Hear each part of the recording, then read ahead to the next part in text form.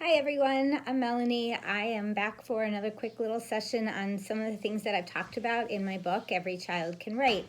So today what I'm going to just talk to you a little bit about is how you really think about making a progression. Super powerful tool. When you get the hang of it, not too bad to write. So the way that I start is I start with one piece of paper and I just fold it into fourths like that.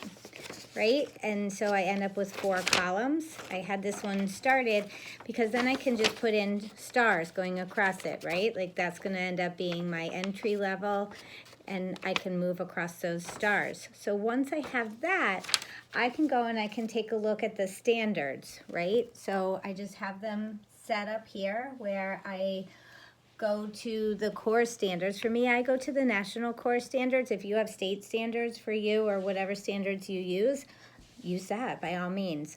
So if I'm looking at the grade 1 narrative writing and I'm thinking, okay, I've got to write narratives where I recount 2 or more appropriately sequenced events, include some details, use some temporal words to signal event order, and have some sense of closure. So I'm just going to write here 2 events, some details.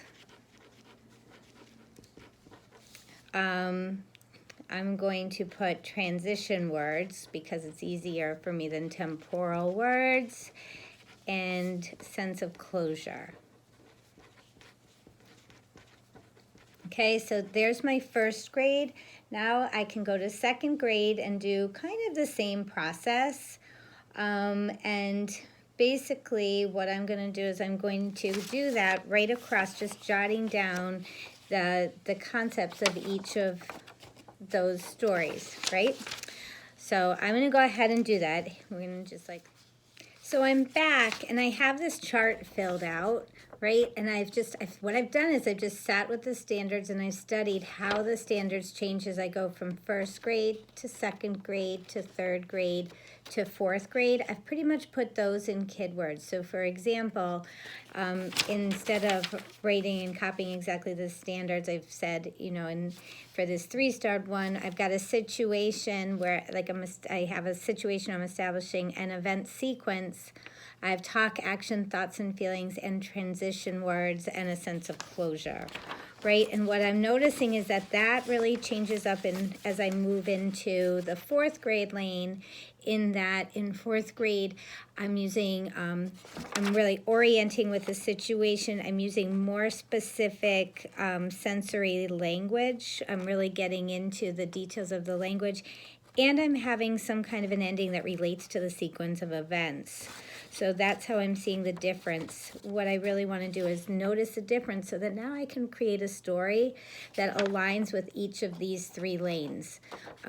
And what I'm going to do, because otherwise it would just be too big to try to create the whole story on this paper, is I'm going to just create a beginning that works with each of these 4 lanes. So that's what I'm going to do. Studying that sequence, I'm going to go work on my beginnings and show you how I do that.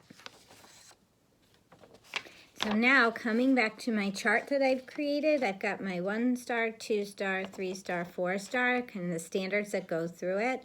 And now I have a beginning of a story that I could do. And my story is about Vinny, who gets off his bus and all he can think about is how hungry he is because he really didn't have a great lunch. So I have my 1-star where, I need a couple of events, some details, some transition words, and a sense of closure. So for that, I have Vinny got off the bus. He was so hungry.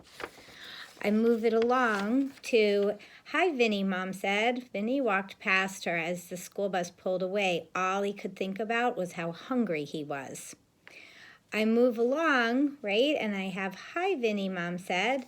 She was waiting at the end of the driveway, and Vinny could hardly say hello. As the school bus pulled away, all he could think about was how hungry he was.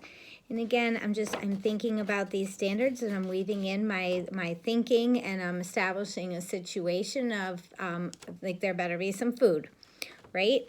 And finally, at the end, I've gotten a little bit more concrete with my language. But I've also added at the end of it I hope there's a good snack, he thought. So I've added that feeling, and I'm setting up a satisfying ending, because I know that the ending is going to be that he's really happy that there's a great snack. That's what I'm moving toward. So here's how I could make a progression for a narrative beginning. Again, like, I'm familiar with the standards, so it takes me a little less time, but the more familiar you are, the more quickly you can do this. And then this is a super powerful tool to be able to put in front of students and just say, you know, I want you to think about how you can begin your story and what it looks like. So there's that. I will be sharing that with students, and I'll show you how that goes in the next couple of weeks. Have a great night.